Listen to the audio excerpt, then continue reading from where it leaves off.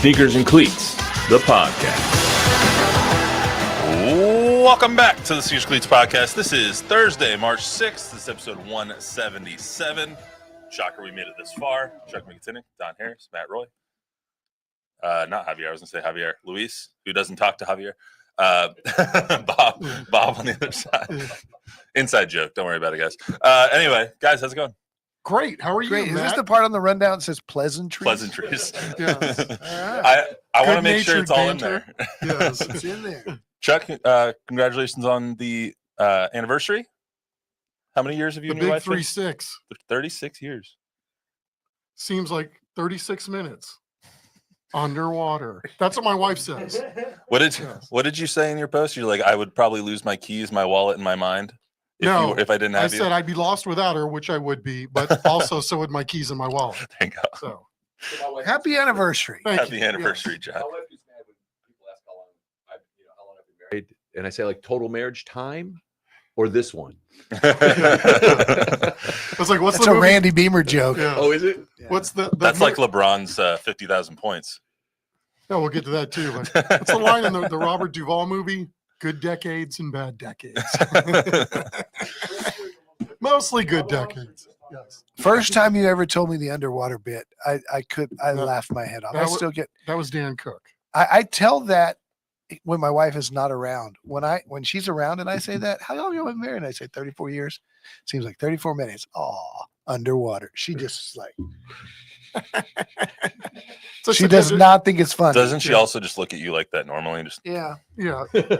Anytime, Matt, anytime you've been married 30 plus years to anybody, like Chuck and I have, they look at you like that 24/7. Jordan does that now. It's only been 2.5. So You're just getting started. I know. Eventually, 30 years in, she just won't listen to me at all. So anyway, we got a lot going on. Spurs beat the Nets on Tuesday. Devin Vassell, masterful game from him, career high 37 points. Is it a sign of the player he can be or a ceiling of the player that he is my question about that. Talk about that. Plus, De'Aaron Fox heading back to the Bay for the revenge game tomorrow against Sacramento. We'll hear from De'Aaron on his thoughts of being back. Plus, big week for the Cowboys. Lots of moves. Already more moves this week, it seems like, than they made all of last season or last offseason. They signed Osa Odigizuwa.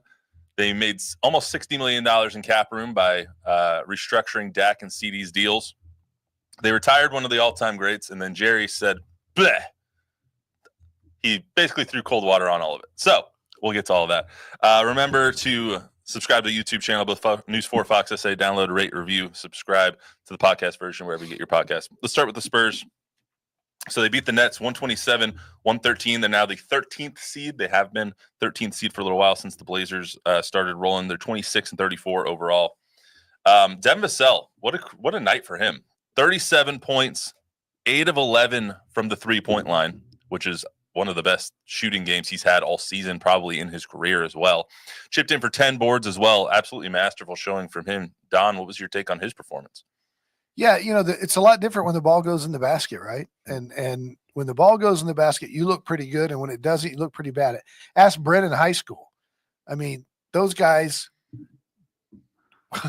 shot 5 for 34 from the three-point line, 16 of 66. They shot 23%. Their opponent, Bel Air, shot 63%, and yet it was a 4-point game with a minute to go. So the ball going in the basket, which is the name of the game, makes all the difference in the world. And Devin has not had a good shooting year. For him to break out, great for him. I hope it continues. As for the other question about ceiling or sign that he's a player of who he can be, I guess we'll get into that in a second. But overall, you got to tip your cap to him because he had a fantastic night. He took good shots. He made them. And when they go down, that kind of builds upon itself. Chuck? He made a lot of shots, right? And I think it's sort of easy to look at just his line score and go, wow, he totally won the game for them. But they had 37 assists, something like that. Or, it was over 30. I know that may not have been 30. that high. It was 37. You're right. Was it? Okay. And that's been a trend here lately that they're starting to figure out how to play well with each other. And then on top of it, make buckets. So people are getting rewarded for that, obviously with the assists, but Yeah, the thing that popped to me again with Devin though the other night was he plus 36 or 37 like that in the plus minus? And Chris Paul was right behind him with like plus 31. That has to be seasonal highs in that stat in a ball game for either one of them. I haven't checked or done the research, but that's ridiculously high. Yeah, absolutely. That goes to show, how well they played the other night. And you could say, okay, well, they beat a team that had a lesser record than them and whatever, but give credit where credit's due. That was a masterful performance. And yes, they shot the ball well as a team, remarkably well. Okay, so back to your question, right? Hold on. Let's hear from Devin first, and then we'll get to that. Okay. It's just a matter of time. Just got to stay confident. I think that's the biggest thing. Whenever I start missing shots or whatever, I might get in my own head, and Mitch talks about it and other people talk about it. And that's just the nature of the game, but I got to stay confident. It's my 5th year in the league, and I feel like the more aggressive I am, not even just to score, but just to make plays, like the better that we are playing. So just got to stay with it. But appreciate my coaches and my teammates for just encouraging me, truthfully. Was he 11 or 14 or something in that game? Something like that. What's frustrating for me when I see Devin, and this will get to the question that we're about to discuss, is like you see the potential, and you and I have had the conversation that he has the potential to be like the number 3 option on a really good team behind, in this case, it would be De'Aaron and Wemby. Now it looks like he's going to be closer to a 4th option with Stephon Castle. It's maddening to me when I see games like this from Devin Vassell because the potential is there. And so it's not like, I think this is something closer to his ceiling, but this ceiling would be a heck of a great ceiling. You know what I mean? Yes. Like Yeah. it's maddening when he has like a 15-point game where he goes 1 of 11 from 3 and turns the ball over 6 times, because then you see a game like this and you're like, that's who signed a 5-year, $100 million deal. That's who's making $21 million a year. That's why they did it. 30. Excuse me. Yeah. It's like, that's why it's frustrating to see games like this. It's great to see games like this, but it's also frustrating when you think about what they're paying him and what his potential is. That soundbite when he talked about, I've got to be aggressive. I disagree with it. Because I think, and I've been critical of Devin. I think Devin's a really good player. And I think the reason he got the $140 million extension is because he was the Spurs' best player at the time.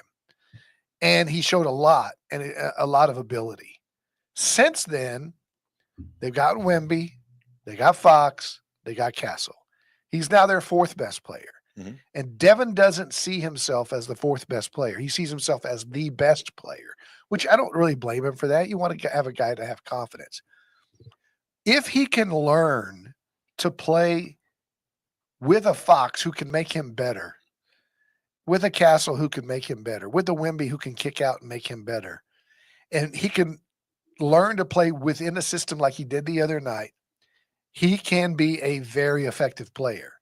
The problem is, depending on these lineups too, which, they're all experimenting, is sometimes he gets the ball and sees himself as Michael Jordan or LeBron James. I'm going to dribble out the shot clock and take a fall away from 25. And that's when he gets into trouble. So I think if the Spurs can get him to see, or maybe Fox gets him to see, I can help you. I can make you better. And he fits in without being ball dominant and thinking that he's, the leading scorer in the NBA and needs to have the ball in his hand at all times and can play within the system, then I think he can be a very, very good player. Yeah, I liked what he did the other night in many respects too, because they've tasked him to be more of a rebounder too. So he was doing it on both ends of the floor. I think he had double digits in rebounds in that game. He had a double-double. So I think it's about, hey, when you're hot like he was the other night, then yeah, you damn sure better, like the other guys better be looking for you too. Like that's on them when a guy is riding that kind of a streak. So, but yeah, I think that's part of this whole game, right? The game within the game. He's got to figure out when are those moments, if you got to go on early, maybe things change and then, yeah, you're going to get more shots. But if it doesn't happen early, then you got to move the ball. But, try to have a little more Harrison Barnes in your game where maybe you're not necessarily thinking about it. Scoring is your first option every single time you touch the ball. What I think about when I think ceiling for Devin Vassell is there's 2 players that come to mind. One's a good comp and one's not such a good comp. Chris Middleton is the comp that I think. third best player on a really good team. At least he was a couple of years ago. Obviously, now he's on the Wizards. Being able to contribute around the centerpiece and potentially taking games over when you absolutely need to. When it's your night, and you can take a game over if he really needs to. That's what I think when I think Devin Vassell. Is there room for that on this kind of team with the Stephon Castle, with the De'Aaron Fox, with the Wemby now? I don't know. The other comp that I think of, is it a Jordan Poole situation, which is really good volume shooter that can score and is basically a walking bucket like he was on the Warriors team. And then he goes to the Wizards and is the best player on a bad team, but still gets up 35 shots a night, and you never know when he's going to go for 40. You know what I mean? It's like, but the problem with Devin though is that where he struggles is when he takes contested shots and bad shots and fall away shots. Where he thrives is like the other night where he takes uncontested threes. And when you have, and nothing against Devin, because he didn't have De'Aaron Fox before. They didn't have anybody who could create for others. But now that he's got a De'Aaron Fox and Wemby, when Wemby gets back, those guys can create open, uncontested looks for guys like Devin. And that's where I think he can really thrive. And if he takes good, high-quality shots and uncontested shots, yeah. But, I mean, how many times does he dribble around the outside, drive towards the middle of the lane, and then take a fall away, off-balance shot that doesn't – I mean, let's be honest. A typical line from Devin this year has been 5 for 17, right? 6 for 14. yeah, it's not great. It's not great. He hasn't had a good year. But the other night shows you a guy like Fox, a guy like Chris Paul – those guys want Devin to succeed, and he can be like a Harrison Barnes, that corner three, and he can drive. I'm not saying he's better than Harrison as far as off the dribble, but he just has to be smarter in his shot selection. It's almost like the game of golf when players like us would go out there and you hit horribly all round long, and then you hit the great iron shot that you get to within 5 feet, and you're like, that's why I keep coming back. You see these games from Devin, and you're like, that's why we keep him here. That's why he's here, because he can do that. And it makes you want to rethink your position on Devin Vassell. Me, I have said a long time that Devin will be the centerpiece of a trade, either this season or next season, because I don't see him as a long-term piece. But then you see games like this, and you're like, oh, maybe he is a long-term piece. I don't know. He's really good. This is what I see him as. I see him as if you could move him for equal value for a big, right? For a big that has the same salary structure and the same, a guy who can get you 20 on a certain night. I don't know. A Nurkic or Valanciunas. Yeah, somebody like that. Somebody like that. I think their need is to put some beef next to Wemby because they do have this gluttony of wingmen, and especially with Castle coming on. Bob? Tom's in the house. Hi, Tom. Shout out Tom Guru. You know who else is in the house once again this week is Val from France. Hi, Val. And Bonjour. and then she says about Vassell, the guy's gifted, obviously, but not very consistent, and he's not a rookie anymore for a while. So can we expect him to be more consistent soon? That's the age-old question. Yeah, right? I mean, That's what everybody's pulling for. I expect my irons to be consistent, and they aren't. So, I just don't know. Let's hope this was a slump buster. I also, we don't see these kinds of games from him when Victor's on the court often. When this happened, when we see these kinds of games from Devin Vassell, it was before Wemby was here, or it's like when Wemby's hurt, or when he's on the bench and he starts to take over. We don't see it with him on the court. And now that you have De'Aaron and now that you have Stephon Castle, I just don't know the room for Devin. I don't know if he's the one that you grow with at this point. Well, they're having to play differently, Yeah. obviously, with Victor not on the floor. But I mean, there are a lot of guys playing. Well, they're playing together differently, and then, there have been some other guys that have stepped up too that have, look like they're playing better or more free with Victor not on the floor right now. Yeah, it's just, I don't know. It's It's performances weird like because this is he's got weird. so much talent, right? Yeah, absolutely. And he's so good off the dribble. And you see him in a you think of an all-star game or an AAU game, and if he went to the Washington Wizards, he might be their best player. But at the same time, we've seen Steph Castle come in as a 19-year-old. And although Steph may not be as good as Devin Vassell in certain ways off the dribble, creating mid-range jumpers, scoring. Steph Castle knows how to play with others. Mm-hmm. And that's why you like him better. I think if you're the coaching staff or whatever, you see the potential for him to gain what Devin has in those skills, but he knows how to play. He makes the right pass. He still makes a lot of mistakes, but from day one, we said that kid knows how to play. Mm-hmm. Devin, all the ability in the world, but has been selfish and still needs chemistry work with his teammates. The other thing going on here. Is that me? I don't know. It's one of you guys. Damn it, Don. It's my sister. Okay. Then. Hi, Don, That's sister. Hey, put her on speaker. Put her up to the microphone. We'll talk to her right now. The other thing going on with the Spurs right now is De'Aaron Fox going to be returning to Sacramento tomorrow. His first career game against the Kings, obviously, because he played his first 8 years with the Kings.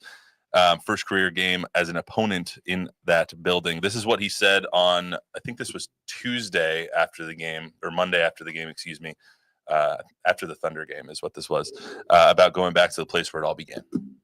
For me, it's another game at the end of the day, obviously. And I've been in the league for a while, so I've played with a lot of different guys. So usually just about every team that we play against, I'll probably play with somebody on that team. But I think it's a little different because I was in that city for so long. But it is what it is. When we get there, I'll see my people, and the next night we'll have a game. They get a good reception, or does that matter to you? Or does that matter to me? For the people who still love me, obviously I really appreciate that. Obviously I was there for so long, but for the people who don't, we're never worried about bitter people. I don't want to look at. I don't want to look into a comment, but it seemed like there was a little bit of venom in the second part of that answer. Well, I think he read some social media after he wanted out. Let's face it. He and his agency forced his way out and came to San Antonio because that was what he wants to do. He wasn't going to sign an extension there, but he knows that. And so, if you're a fan, if you're a Sacramento fan, you feel spurned like we did here in San Antonio with Kawhi, and you're mad at him and you say negative things on social media. He reads that. So I'm sure that's his reaction is, just got to not pay attention to that. Yeah, I think social media, that's what else is he supposed to look at to kind of gauge where fans are at. But if you're really a Kings fan and you really love that franchise, that logo, why wouldn't you give the guy a round of applause? He took you to a place you hadn't been in a while. And, by all accounts, did the right thing while he was there. And then plus you're the Kings, you're 1.5 games out of the 6th seed. Everything's working out great for you too. So no need to hate. That was going to be my next question on this. When we see it a lot of times, will there be a tribute video, or will fans boo, or will they cheer when people come home? So tired too. It's so exhausting. But should Pete Rose be in the Hall of Fame? Oh God. I expect there tomorrow. I expect there to be. He should. I expect there to be a tribute video for De'Aaron Fox. He spent his whole career there. I expect them to boo before the game starts, cheer before the game starts, and I expect them to boo when the game actually tips off. That's how you should go about a homecoming, to me. But decent fan base. They should know better. If not, then I have a friend of mine that works at a news station in Sacramento, so I'm gonna have her start whipping people if people start booing him before the game. He did a lot for that city. They should cheer him on. Anyway, agree. Let's get to the Cowboys here. So the Cowboys re-signed Osa Odigizuwa, who I had to look up the name 3 times to make sure I spelt it right. 4 years. That H in there gets you, right? Yeah, exactly. Why is there an H in his name? I don't know. I have to ask Osa. I don't see one. Next time I think you misspelled it. Well, no, it's up in the super. It's right. You're on the wrong page. Anyway, it's 4 years, $80 million. His base salary this year is about 1.75. So saving them money this year on his deal, obviously kind of backloaded there. What are y'all's thoughts on the boys kind of opening up the checkbook, bringing back the big defensive tackles?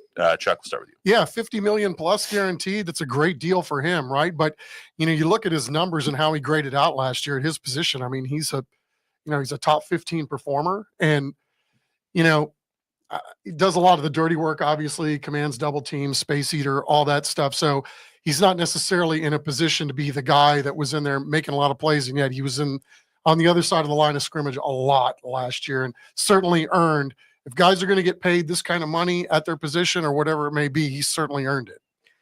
It's funny how play-by-play guys have to learn how to say his name because he's involved in so many plays. Right. And you saw that last year where he was involved in lots of sacks and lots of half sacks and lots of losses behind the line of scrimmage and on run plays. He kind of made us pay attention to him. And that's the way it's supposed to be done, right? He's a third-round pick out of UCLA, a guy that the Cowboys grew. He gets his second contract. That's the way it's supposed to be done. Yeah, they love their homegrown talent, and the number is good too. You see guys like Chris Jones, who's a defensive tackle / DN hybrid, and he makes closer to 30. And you see this is $20 million a year. It's like, okay, that's a pretty good deal. One for him, but two for the Cowboys to keep their homegrown talent. Yeah. I hope too that he's going to be more of a spokesperson for the team too, because they're losing a lot with Zach Martin in that regard, and I think Osa has that in him to be the guy that can be really demonstrative, tell you what's going on camera. But I think because of, where he was contract-wise, maybe kind of like Zach Martin early in his career, didn't really feel the need to be the guy that's out in front. But I think with this nice reward of the contract, I think we're going to see more of him out in the public. Yeah, he spoke this week on the Up and Adams show with Kay Adams, I think on NFL Network, and he's very well-spoken, and I think he did a great interview there. He spoke a little bit about Brian Schottenheimer sending him a bottle of champagne to celebrate on the day that his contract was announced. Let's hear from him real quick. Face is saying, no, we have the guy we want. We have the guy we want. The team, the locker room loves Shotty, and I think that's part of where it starts. And I believe he's a smart guy, and just the person that he is. He's a good dude, called me afterwards. Really? Said congratulations. Me and my family went to dinner. He found out where we went to dinner at, and he sent me a little gift too. Just the kind of care that he has for us, and it's kind of coach that you can run through a wall for. What did he send you? What did he send? Tell me. A bottle of champagne. He did. He found out where you guys were going, and he said, "Deliver." That's a classy touch. That's nice. Guy. All right. Sure. So yeah, a really classy move by Brian Schottenheimer, sending a bottle of champagne, finding where Osa was going to go to dinner that night, sending a bottle of champagne in celebration of that. Just a good move from the new head coach. All depends on how good the champagne was. I'm sure it was a fine bottle of champagne. Wasn't a Mums? It wasn't a Cook's. All right. What was the one when we were kids? MD, what was Logan it? David? No, MD 2020. I'm sure we can get. What was it? I never even remember. We might be able to get some Mad good Dog 2020. That was wine. That was flavor. We might be able to get some good champagne recommendations from Val. She's out there in France, so she can send in some good champagne. It was classy stuff because Mogan MD 2020 was the Concord grape was on the bottom shelf at the 7-Eleven. I think classy to us is a little bit different than classy to Osa Odigizuwa or Brian Schottenheimer at this point, though. Rot gut. Anyway, really good move by the Cowboys, and that started off kind of a week of Cowboys news. The next news that came out about them, Dak and CD both redoing their deals, freeing up about $57 million. Excuse me, in cap room for the team, and then it started off a whole cascade of reactions on social media. All right, here we go, loading up. You got that. You got the selectively aggressive from Stephen Jones. What are they going to do with $57 million? Who are we going to get? And then Jerry Jones comes in yesterday at Zach Martin's retirement ceremony and just throws cold water on it all. Let's hear from Jerry. I don't think aggressive is the right word. I think when we see a part that a player that can take us in a direction that can improve where we're going to be pretty significantly from where we're going to be if that opportunity wasn't there, for that, whether it be the talent of that individual player or whether it be addressing any perceived places we need help. Can you tell me what the heck that was? Wah, wah, wah. What does that mean? It means that aggressive isn't the right term, but they're still going to get people that they need to help the team. I don't know. I don't know. It was a bunch of word salad. But anyway, it when his first words are, I don't think aggressive is the right word. After Stephen Jones comes out and says we're going to be selectively aggressive, all the fans are just like, What the hell? And then he says, but when we see a player who can play a part in what we are going to be or we're going to be, significantly going to be, he never says, then we'll go get him. I don't know. I don't know what he meant there. Well, I don't know. It's just kind of interesting, like, because I think at the heart of this, the best way to build your team right is through the draft, right? If you whiff on a certain amount of draft picks, you're going to have a bad team, right? And you got to have the rookie contract guys so that you can afford to pay the astronomical figures that they do to the rest of the 10% of your team. But, you know, I just think some of this is he's on the defensive because he's probably tired that he's been beat up so much in the last, you know, takes all the heat for the bad record last year and for everybody getting hurt. As he should. And so, yeah, I mean, I'm not saying that, you know, he was there. So, you know, Williams got to go at least, you know, probably more than one place, if we're being honest. And not doing enough to make the roster better last year. So, you know, with that in mind, you know, like, who do you want him to go get? I guess at this point, if you look at in free agency, who do you want him to go get? Yes, Don. I want him to go get Zach Martin's replacement with an Osa Odigizuwa like contract, a $20 million a year, maybe one-time All-Pro, or somebody on the offensive line who has proven to be. Other teams go, wow, that kid's going to be really, really good. 4 years in, whatever. To be fair, guards don't even go for that much money. So, Whatever. Yeah. 15 then. Well, you could have done. I think what frustrates fans is you see teams like the Bears who saw that they needed offensive line help this offseason. You go out, you trade for Jonah Jackson from the Rams. You go out, you trade for Joe Thuney, who is the best offensive lineman for the Kansas City Chiefs. I don't know what they're doing, trading their best offensive lineman when you just got overrun in the Super Bowl, but that's another point entirely. Who you go out and you trade for Joe Thuney for a 4th-round pick or a 5th-round pick. I think it frustrates fans to see, okay, well, we have this massive hole at left guard now, and Joe Thuney is obviously on the block. Why aren't we trading for Joe Thuney to shore up the left side of our offensive line for a 4th-round pick? Oh, we don't have a 4th-round pick. Because we traded for Barkevious Mingo. Or Jonathan Mingo, excuse me. That's a different Mingo. Did we not learn from watching the Eagles in the Super Bowl rush 4 all game long that the game is won in the trenches on both sides of the ball? That's where I think, you know, everybody wants this, you know, DK Metcalf or the sexy thing. They need trench help. And they're going to have it after they sign Micah. They're going to free up another $18 million. They're going to have around $75 million in cap space. And Jerry's acting like, oh, but we're not going to spend it because we're going to get everything we need in the draft. They've got to spend it. They've got to go out and get like high level, like you're saying, guys that are proven in the NFL that could have all pro potential like Osa, and get one for both sides of the ball. Yeah, I think too, some of this is setting the market, right? Like, if you tell everybody that this is what you're going to do, you're going to go to the draft, there are going to be some guys, really good players on the back end of this after the draft that they're going to have to go fill the voids, that the perceived voids anyway, as Jerry would say. So, and they've done this before. They got J-Ron Curse, Malik Hooker. They got good mileage out of those guys, and they got them for pretty damn cheap too. So, especially Hooker. But you're right. I mean, they need defensive line help, but you know, what do? You know, you sign Bosa, and maybe you can get him for cheap, you know, or any one of these other guys that have been cut, Darius Slay. You just know, have maybe you can get him cheaper. You have so many holes on your team. Running back is a huge hole. Offensive line, massive hole. Is Terrence Steele going to step up and play like the player he was 2 years ago and not the player who was last year? What are you going to do at right guard? Is Cooper Beebe going to move over now to left guard instead of playing center? What are you going to do at on your defensive line? Do you have any linebacking depth without Eric Kendricks there, without Overshown there? You have so many holes to fill. Him saying, yeah, we're going to fill most of our holes through the draft is just falling on deaf ears once again when you have 21 free agents now with Osa gone. 21 pending free agents. What the hell do you mean you're going to plug through the draft? The big concern to me is, I don't know if he's bluffing, but the other soundbite where he said, I don't think we have any voids that we can't fill through the draft. No, there's a lot of voids that you need experienced players. right? So if you get Ashton Genty at running back, great. He may turn out to be really good as a rookie.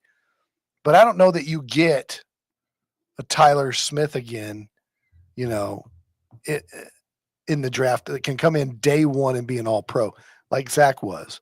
I think that's where you need some vets. And like you said, they've done a good job in the past of getting some reasonably priced veterans. And you saw them fill a hole last year with Eric Kendricks. It's just like, yeah, who are you going to spend the $56 million on now? Because you have $56 million. Some of it's going to Osa, obviously.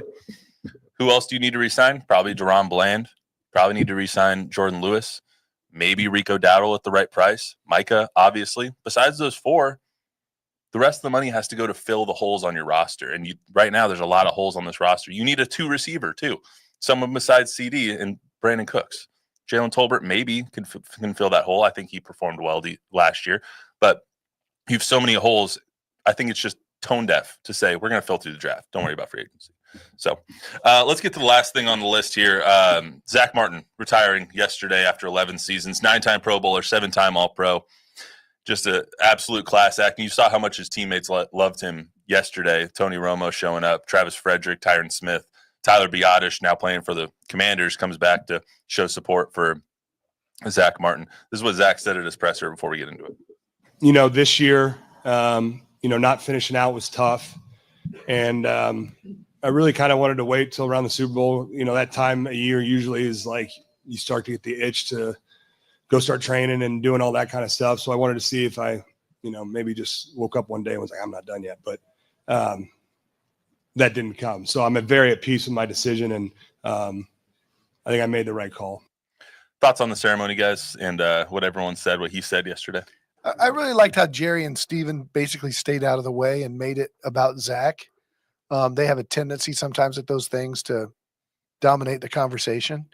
And I think he's a guy that, goes into the Ring of Honor in the next couple of years, goes into the Hall of Fame first ballot. And, dude, I think the thing we remember most about him is his leadership. When you were at training camp or anything and you saw him, those other offensive linemen gravitated to him and listened to every word. And guy just showed up every day and did his job. Just what a pro. Yeah, pro's pro, man. And just like one guy you could always count on, right? No matter what you needed, no matter what you wanted him or you needed on the team, if somebody else went down, he would slide, he would do whatever and dominate more often than not. I'm sure it was really hard on him last year playing or trying to play through the messed up ankle. But, I think he got the nudge that it was time and, great career, no question about it. Yeah, I love that he threw the little dig in there at Jerry too about having to be convinced to draft him over Johnny Manziel. I thought that was funny. Yeah. To me, it was a little bit saddening just because it's the end of it. It's the true end of an era. Right. Travis Frederick, Tyron Smith, Doug Free, Lyle Collins, and Zach Martin. Like you had the best offensive line in the league for years because of those guys. And now this is the last one gone. And I think the really cool statement was Jerry said, I never once had a contract negotiation. Remember he held out 2 years ago with his representation. Just when we were starting up this podcast, just saying. Yeah, his representation. Zach would come into my office and shut the door. We'd talk man to man. He didn't need his agent. He had an agent, but he said, we worked it out right there, man to man. Zach said, Jerry, I'm the best offensive lineman in football needs to be paid like the best offensive lineman in football. Yeah. And so smart guy who can work out his own deal. No, I mean, it's the true end of an era. He's a class act. There's no question he's going to be a first ballot Hall of Famer. At least he should be, in my opinion. He I mean, will be. you don't have what 7 holding calls in 11 seasons without being a first ballot Hall of Famer. First team All-Pro is a rookie. Him. I mean, I think I know both of your guys' answer. Is he the second best guard in Cowboys history? Behind Larry Allen? Correct. Yeah. That's what I was thinking. I think it's a little bit of a hyperbole to say best guard, a little bit disrespectful to the great Larry Allen, who passed away last year. But yeah, I can't think of anyone else that is better besides those two. You'd have a hard time finding somebody better than Larry Allen across the league. Oh, 100%. Yeah, I mean, he might be the best guard of all time. It's probably not a fair fight. Yeah. So, I mean, when you're being compared to guys like Larry Allen, I think you had a pretty good career. Yeah. Yes. So, anyway, that's all we got for you today on the Sneakers Cleats podcast. Remember, download, rate, review, subscribe, give us a 5-star rating, tell a friend, tell an enemy. Thank you for everyone who tuned in, and made comments on the YouTube, Facebook feed. We'll be back on Monday.